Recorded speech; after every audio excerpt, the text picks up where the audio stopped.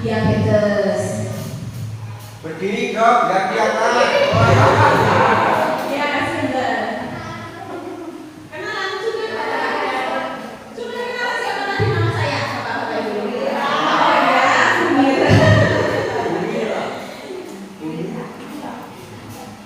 Mira apa lagi ya Bu? Ya, tentunya di sini sebenarnya ada dua. Jadi yang satu lagi nggak ada di sini. Kenapa? Oh, alhamdulillah sudah berkeluarga kok. Baru satu putra saya, itu cowok. Rumahnya di Bekonan, dekat sini Bu. Saya di Bekonan itu tempatnya. Ya. Pertama-tama ini kita kenalin dulu apa sih penyakit diabetes? Penyakit diabetes itu apa Bu? Udah tahu? Gula? Gula darahnya apa? Tinggi. Jadi gula darahnya di mana? Di dalam ya darah. Namanya gula, gulanya di dalam darah, di dalam tubuh kita itu tinggi gitu. Nah untuk tipenya biasanya ada beberapa tipe kalau penyakit diabetes itu atau gula darah itu ada tipe 1 dan tipe 2. Kalau yang tipe 1 biasanya itu kan pada masih remaja atau anak-anak. Tapi kalau yang tipe 2 biasanya pada orang-orang tua. Biasanya pada usia 40 ke atas. Dan yang usia 40 ke atas itu biasanya didapat. Jadi dari pola makan, dari hidup sehari-hari, dari makanan yang dimakan sehari-hari seperti itu. Terus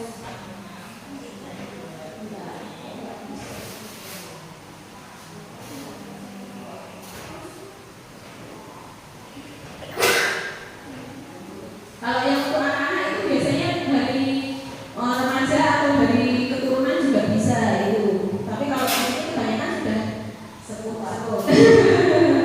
Tua, bukan namanya senior itu ya. Usia senior.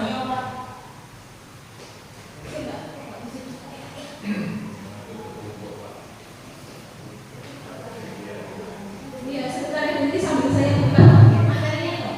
Jadi nggak bisa ini.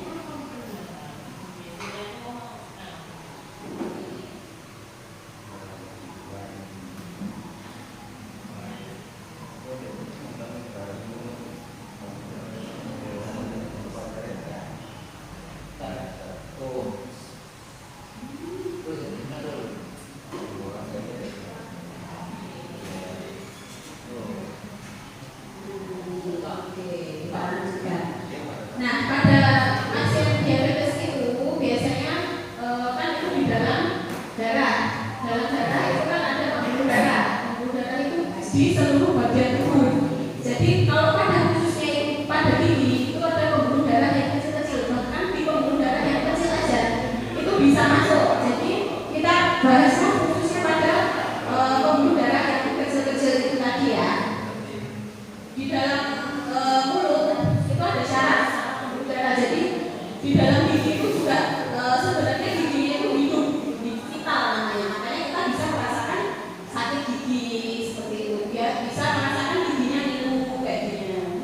Jadi itu kalau giginya niru, giginya sakit itu berarti giginya masih aktif, berarti masih dalam keadaan yang sehat giginya gitu. Nanti kalau ada keluhan ya bisa dikonsultasikan atau bisa diperiksakan.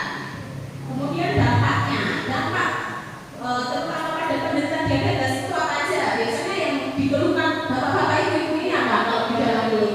Apa? Nyeri? Ya nyeri. Ada nggak yang keluhannya itu kayak kulitnya kering terus gitu? Ada? Nggak ada? Berarti masih sehat semua atau terkontrol semua gula darahnya ya? Soalnya biasanya pada penderita diabetes itu kulitnya itu kering terus, jadi kayak air liurnya itu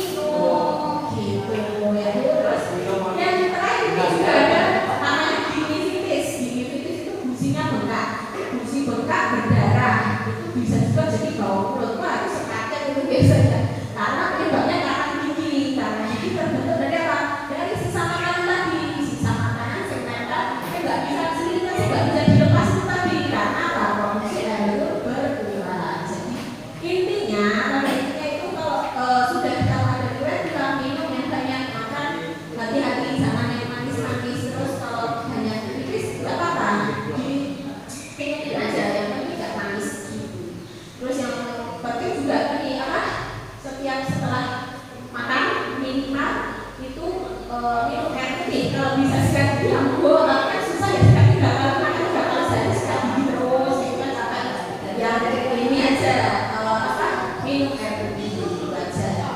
Terus kenapa kita harus waspada nih, apalagi yang sudah dari riwayat gula, kita harus waspada karena infeksi di rongga mulut itu bisa memperburuk kadar gula darah. Kenapa? Karena kalau ada infeksi di dalam mulut, kita jadi tubuh itu akan menyembuhkan. Nah, proses tubuh menyembuhkan itu akan mengeluarkan gula. Jadi pada tubuh kita itu sudah banyak gula, kalau yang tubuhnya itu sudah banyak gula, makin ditambah gula untuk menyembuhkan infeksi, jadi peradangannya sembuh-sembuh. Nah, itu salah satu penyebab kenapa diabetes itu juga memperlambat penyembuhan. Jadi kalau gula darahnya terkontrol, nanti ada infeksi disebutkan itu dari tubuh itu sendiri bisa menyembuhkan dengan mengeluarkan gula itu tadi. Kalau gula darahnya kontrol ya apa? Peradangan sebentar sembuh. Tapi kalau pada penderita gula udah di dalam darahnya banyak gulanya, terus ditambah dengan proses penyembuhan itu yang mengeluarkan gula lagi, peradangannya nggak sembuh-sembuh, jadi terus gitu. Makanya kalau ada luka segera dikontrol. Cek gula setiap di sini berapa 2 minggu ya, bisa kalau 1 bulan sekali itu minimal nggak apa-apa kan, gratis juga. Jadi jangan sampai udah nggak pernah cek sama sekali sudah merasakan padahal kita nggak tahu di dalam tubuh itu nggak bisa kita cek gula aku berapa ya, nggak bisa kan, harus diambil darahnya, cek lab baru kita tahu kadarnya berapa. Kalau kadarnya normal, alhamdulillah. Padahal kita biasanya aku cek kan dari normal terus kok gitu, jadi nggak usah cek lagi. Nah, kita kan nggak tahu kalau normal terus, alhamdulillah. Tapi kalau enggak kan nanti kita bisa kasih obat-obatan, kasih pengertian, kasih edukasi gitu. Nah, tadi ini sudah saya bicarakan sih, aliran air liur itu berkurang, jadi banyak menyebabkan masalah itu tadi yang saya sebutkan di awal. Ada lagi dampaknya kalau air liurnya berkurang, jadi apa Bu? Bau mulut, iya, bau mulut, karena kalau nggak dibersihkan otomatis sisa makanan itu seperti apa ya, membusuk lah intinya, kayak kasaran ya, membusuk. Coba kalau ibu bisa ada sisa nasi kemarin ditaruh di wadah yang tidak tertutup, ditaruh di dapur, paginya tuh bau nggak itu? Ya sama, iya bau. Kalau kita nggak sikat gigi habis makan, malamnya kita makan nih, kita makan kan nasi ya, itu ya sama. Yang kita taruh tadi nasi dan kita masukin ke mulut juga nasi kan sama, nasinya di dalam mulut nggak dibersihkan, besok paginya sampai seterusnya terus lah itu jadi busuk, akhirnya mengundang bakteri. Bakteri menyebabkan sakit, menyebabkan bau mulut, menyebabkan infeksi. Nanti jadi malah tambah banyak komplikasinya kalau sudah infeksi. Apalagi ada gula darah yang tinggi, jadinya makin buruk gitu. Jadi makin susah dikontrolnya. Jadi kesehatan mulut itu sangat penting ya Bu ya. Walaupun itu kita sederhana kayaknya nggak apa-apa, jadi ini mulut apa aja masih bisa makan, masih bisa dipakai, masih bisa makan enak. Tapi nggak tahu di dalamnya itu bersih apa enggak. Di dalamnya itu ada bakteri, ada infeksi, penyebab gigi berlubang atau penyebab bau mulut gimana? Kalau nggak pernah periksa. Jadi kalau mau periksa nggak apa-apa sebenarnya, kalau nggak ada keluhan setiap 6 bulan sekali itu disarankan untuk periksa gigi. Jadi nanti biar dia nggak tahu, jadi tahu misal sudah merasa sehat giginya, tapi setelah diperiksa ternyata banyak gigi yang berlubang atau banyak karang gigi, itu harus dilakukan perawatan supaya rongga mulutnya tetap dalam keadaan sehat. Jadi mulutnya sehat, tubuhnya juga ikut sehat gitu ya Bu. Terus ada lagi tadi giginya bisa copot lebih cepat. Nah, sudah goyang ditambah ada karang gigi, copotnya makin cepat. Jadi nggak usah nunggu lama-lama, nggak usah dicabut juga itu bisa lepas sendiri gitu. Ditambah dengan usia yang sudah senior.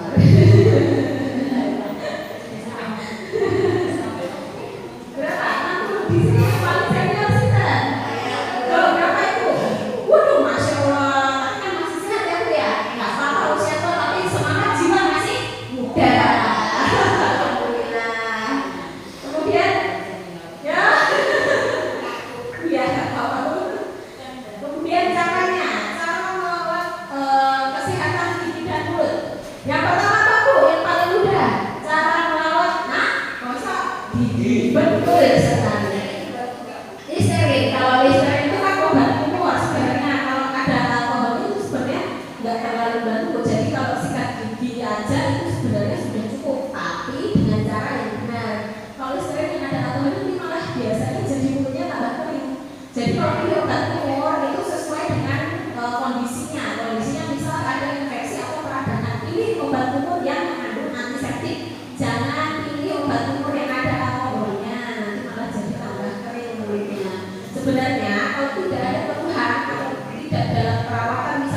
sakit gigi, habis ada infeksi itu jadi masih masa perawatan, itu nggak perlu banget sebenarnya untuk obat telur. Cukup sikat gigi dengan benar. Jadi sikat gigi dengan benar itu berapa kali? Ya, jelasin. Berapa kali? 2 kali setelah kan? Ya, betul banget ya Allah, pinter-pinter ini semuanya. Terus jangan lupa pilih sikat gigi yang ujungnya kecil. Jadi yang sikat gigi kan ada yang kotak gitu, kotak, ada yang oval. Itu pilih yang oval yang ujungnya kecil supaya bisa masuk ke dalam gigi yang paling dalam di ujung itu. Biasanya di situ tuh nggak bisa tersikat. Terus yang perlu diperhatikan lagi adalah durasi. Kalau sikat gigi ibu biasanya berapa menit, berapa detik? 5 detik, 3 detik, selesai. Kalau durasi sikat gigi yang benar itu harusnya 2 menit ya. 2 menit itu seluruh bagian gigi. Caranya pakai sikat gigi yang tadi yang dulu sikatnya halus, yang ujungnya kecil, pakai pasta gigi ya. Jangan lupa pakai pasta gigi. Disikat dari depan. Kalau yang depan ini dari depan itu dari gusi ke gigi, gusi ke gigi, gusi ke gigi. Yang tekan itu jangan sekuat tenaga, apalagi digenggam kayak gosok sepatu. Nah itu malah nanti melukai gusi. Jadi pelan-pelan aja, kayak megang pensil. Gerakannya memutar bulat. Kalau anak-anak biasanya kayak nonton pilih-pilih itu bulat gitu. Jadi sikat giginya pegangnya kayak pensil, jangan ditekan, jangan terlalu kenceng, jangan semangat banget, santai aja tapi lama dinikmati sambil ngaca, sambil apa gitu, lama 2 menit gitu. Terus yang paling utama juga biasanya yang dilupakan itu bagian dalam itu kan ini lidah di dalam di depan lidah itu kan ada gigi juga tuh. Biasa kita kan ini kan bagian depan kok ini. Yang bagian dalam lupa, jadi yang disikat cuma bagian depan, yang dalam jadi banyak banget kotorannya, makanya perlu disikat juga. Sikat giginya, misalnya sikat gigi ya udah dimasukin aja, kayak dimasukin dekat lidah itu, dicoka keluar, nah gitu semuanya. Ya ini bulu sikatnya di sini, dikeluarin semuanya, yang bawah, yang atas sampai belakang juga. Mungkin pas awal-awal itu seperti nggak terbiasa, makanya kayak susah. Tapi lama-lama kalau sudah dipraktekkan itu bisa lebih mudah. Apalagi nanti kalau pulang coba kamar mandinya dikasih kaca, dikasih cermin. Jadi nanti pas sikat gigi sambil bercermin itu bisa membantu untuk bener kayak sikatan itu bener apa dulu ini di belakang sini itu sudah tersikat apa belum. Sambil juga bisa diperiksa kita gitu. Ada sariawan apa enggak, ada jamur apa enggak, itu bisa dipraktekkan setiap hari. Jadi kalau ada cermin di kamar mandi itu juga bisa membantu nanti sama sikat gigi dan cek sendiri keadaan hidupnya, kira-kira ada yang perlu dibenerin apa enggak gitu. Terus yang kedua itu membersihkan sela-sela gigi dengan benang gigi, namanya dental floss. Kalau yang belum tahu, dental floss itu benang gigi fungsinya untuk membersihkan sela-sela gigi. Jadi sela-sela gigi kalau beli di apotek ada, bilang aja mau beli benang gigi. Nanti setelah sikat gigi biasanya kalau masih ada sisa makanan atau silinder, biasanya di sela-sela gigi yang nggak bisa terangkat itu bisa pakai benang gigi. Malah disarankan jangan pakai tusuk gigi bu. Kalau pakai tusuk gigi biasanya itu sodok-sodok karena kita nggak tahu arahnya kemana, terus bisa jadi gusinya berdarah, akhirnya sakit, makanan tambah masuk malah jadi bengkak gusinya gitu. Jadi kalau disarankan makanan jangan pakai tusuk gigi lagi, sekarang pakainya dental floss. Itu bisa beli di apotek ada, bilang aja benang gigi gitu untuk membersihkan sela-sela gigi. Tapi mungkin kalau pas awal susah pakainya tapi nanti lama-lama bisa.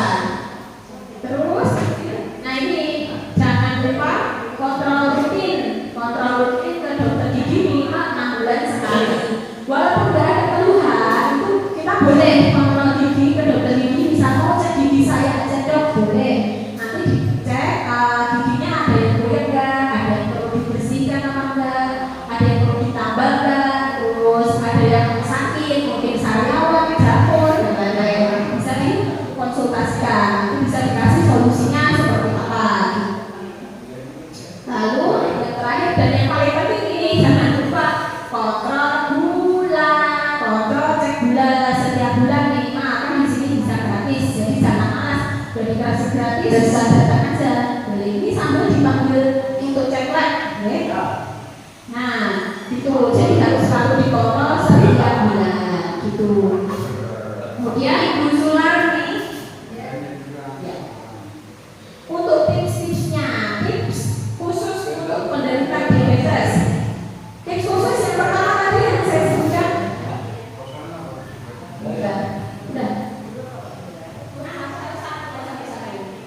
Oh ya, satu-satu nanti dipanggil sambil cek lab, ya.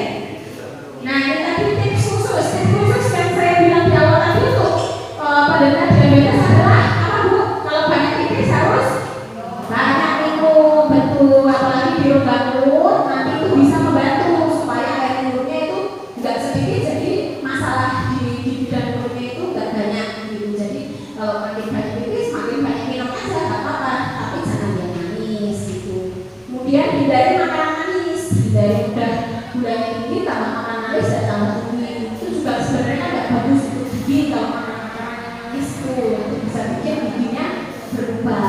Makanya perlu dikontrol atau diperhatikan untuk makanan-makanan yang manis gitu. Kemudian, nah ini ternyata dicek mulut setiap hari. Cek mulut itu bisa sambil sikat gigi waktu mandi atau pas sikat gigi setelah sarapan dan sebelum tidur itu di kamar mandi. Siapa? Oh ya. Itu bisa sambil dicek luka di dalam mulutnya ada apa enggak, ada sarjawan, ada gigi yang bengkak, ada gigi yang goyang, kayak gitu. Terus, nah ini apakah kita harus ke dokter gigi? Selain kita harus kontrol setiap 6 bulan sekali itu, kita tuh bisa ke dokter gigi kalau ada permasalahan seperti gusi berdarah, terus luka yang sulit sembuh, misal di mulut ada sarjawan tapi nggak sembuh-sembuh gitu. Terus giginya goyang, apalagi nyeri, sampai nyeri dan sakit, jangan ditunda, jangan malu, apalagi kalau dokter gigi nggak usah malu. Terus bau mulut itu juga bisa nanti dikonsultasikan, jadi jangan tunggu sampai makin parah. Kalau dokter gigi nggak harus giginya sehat, malah pas giginya sakit atau sehat boleh dua-duanya, jangan malu ya tidak. Ibu Heni Ratnawati. Oke, ini kita sudah berada di penghujung ini.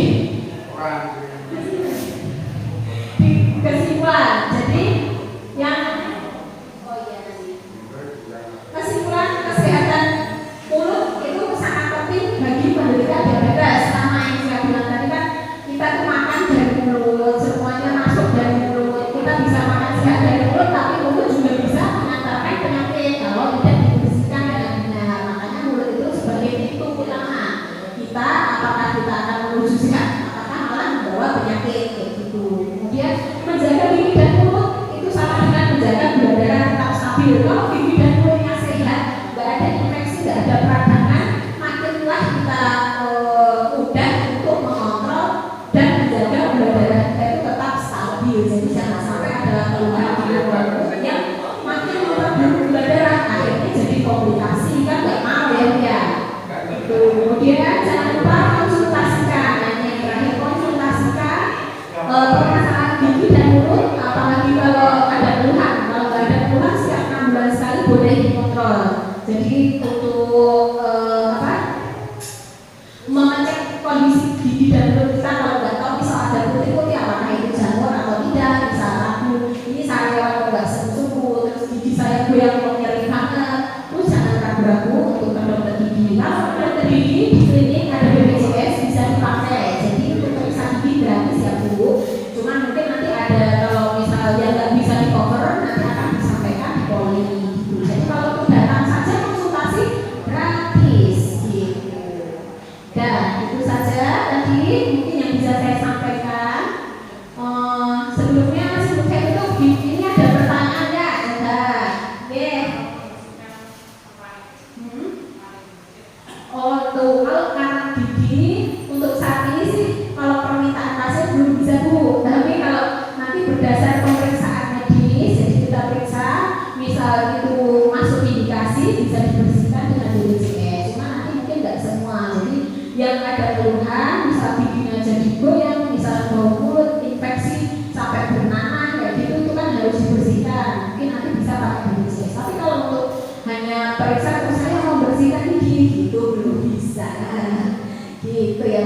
ada lagi. Oke, Bapak Angga. Ya, Pak Sinten ini Pak. Pak. Oh iya, usianya berapa Pak sekarang?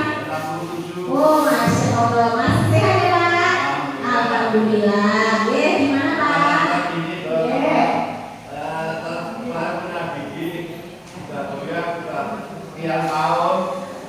Bapak Mulyadi.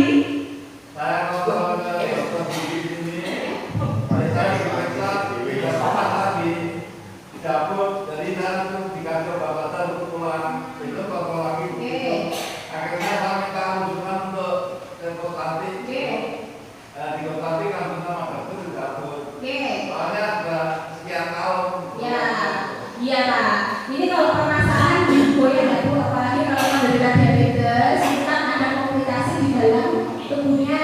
Kalau bisa datang pas keadaan sakit, memang belum bisa kalau mau langsung dicabut. Jadi kalau giginya goyang sakit mau dicabut, dikasih obat dulu. Memang prosedurnya kayak gitu. Nanti kita cek kalau gulanya, apalagi ada riwayat, biasanya nanti kita konsultan ke rumah sakit untuk penanganan yang lebih optimal. Jadi nggak apa-apa Pak, kalau bisa di sini memang belum bisa untuk menangani, ya kita harus ke rumah sakit. Biasanya gitu, makanya poli itu bukan langsung bisa kita tangani, tapi kita memberikan solusi gitu. Misal nggak bisa di sini, ya kita taruh di rumah sakit. Tapi misal ini harus ditambah di sini bisa, ya boleh ditambah di sini gitu. Terus apalagi pas masih sakit, mau dilakukan perawatan belum bisa, ya kita kasih obat dulu di sini gitu. Baru nanti untuk pemeriksaan atau perawatan atau tindakan selanjutnya nanti kita konsultasikan lagi. Misal nggak bisa di sini, ya nanti kita ke rumah sakit gitu, yang lebih berkompeten ya gitu.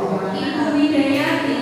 Pasien atau penderita diabetes itu kan operasinya sudah ke seluruh tubuh. Jadi kalau di sini memang tidak memungkinkan, apalagi alat dan tenaganya kurang, nggak apa-apa, kita rujuk aja ke rumah sakit biar penanganannya lebih optimal gitu.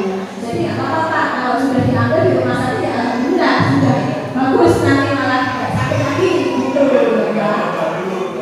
Kenapa? Iya betul, nggak bisa kalau kita apalagi sakit itu pada penderita pasien normal yang gula darahnya normal, pas sakit pun itu nggak boleh Kak kalau diambil itu sebenarnya. Jadi harus tunggu peradangannya itu turun. Kalau kita maksa dicabut, nanti prosesnya akan sakit banget. Terus yang kedua sembuhnya jadi makin susah karena peradangannya makin bertambah. Kan dicabut itu kan berdarah. Kalau berdarah pas lagi sakit tambah dikasih sakit lagi, double sakitnya, jadi sembuhnya juga makin susah nanti gitu. Jadi untuk perdana dikasih obat dulu, mungkin sakitnya agak sembuh tapi agak berkurang, baru bisa dilakukan perawatan gitu. Kalau untuk cabut gigi memang nggak bisa ya Bu, kalau pas lagi sakit itu belum bisa. Jadi kalau masih ada peradangan, gusinya merah, apalagi ada infeksi, belum boleh dilakukan pencabutan. Jadi tunggu malah pas nggak sakit lah. Tapi biasanya kendalanya kalau sudah enak nih minum obat, nggak kembali, akhirnya nanti tambah lagi sakit lagi, datang lagi dikasih obat lagi. Biasanya itu obat kayak ibu itu kalau ingatnya itu dokter ini pas sakit kok, jadi pas nggak sakit, jadi nggak, nanti kalau udah sembuh diambil aja giginya. Tapi kalau pas sudah sembuh, nah kembali obat saya nggak balik lagi gitu. Gitu ya Pak. Oh ya. Oke, ada lagi Pak Agung. Yang lain ada? Sambut. Dok, tanya Oh dok. iya boleh Pak. Siapa namanya Pak? Pak Mulyadi. Usianya berapa Pak? 60. Gimana? Dan katanya ini loh dok, saya makan tempe, gigi saya itu masuk patah, padahal tempe kan itu disebabkan karena apa? Itu patahnya semua atau sebagian Pak? Semuanya. Semuanya cepat. Awalnya nggak goyang, awalnya goyang Pak. Ya, kalau untuk gigi patah itu harus dilakukan pemeriksaan dulu sih. Jadi datang aja ke poli gigi Pak, nanti kita lihat giginya itu patah semua atau enggak. Biasanya itu ngerasanya patah semua, padahal itu masih ada akarnya. Jadi awalnya giginya itu sudah berlubang dari lama. Padahal yang kita lihat sebenarnya nggak berlubang, tapi masih periksa ternyata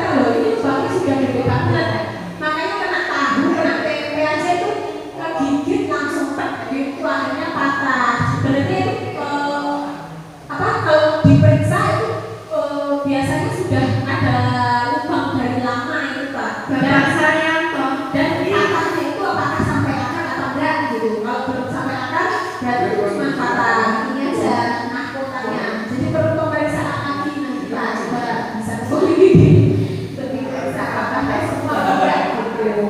Kalau sudah patah semua, ya udah kalau masih ada sisa akar, biasanya itu yang harus diambil. Kalau masih ada sisa akar, makanya nanti coba periksa akarnya itu giginya copot semua sampai akar, apa patahnya cuma sebagian masih ada akar. Kalau masih ada akar sebaiknya diambil. Kalau sudah itu ya nanti dicek dulu gulanya ya. Kalau biasanya pencabutan kebetulan dulu gitu. Gitu Pak. Tapi nggak terasa sakit dong. Apa tadi? Nggak terasa sakit loh. Hah? Tahu-tahu langsung gimana? Iya, memang ada gigi berlubang itu tanda-tandanya bisa nggak terasa, tapi pas diperiksa itu biasanya sudah berubah jadi lubangnya walaupun terlihatnya dari luar itu cuma hitam. Kalau di dalam setelah dironsen itu ternyata kelihatan gede, itu juga ada kayak gitu. Kalau gigi sehat kuat dan kenceng, cuma makan tempe kemungkinan sih nggak sampai lepas sih. Mungkin kalau sampai lepas atau patah ada udah riwayat sebelumnya yang mungkin terkikis atau sudah goyang atau lubang giginya itu nggak kelihatan tapi ternyata sudah besar, itu juga ada gitu Pak. Oke, ada lagi dari ibu mungkin ibunya banyak ini. Oke, punya gigi berubah. Kalau gigi berubah nanti diperiksa. Kalau misalnya masih bisa dipertahankan, nanti bisa ditambah. Kalau ditambah nanti dilihat ke dalamnya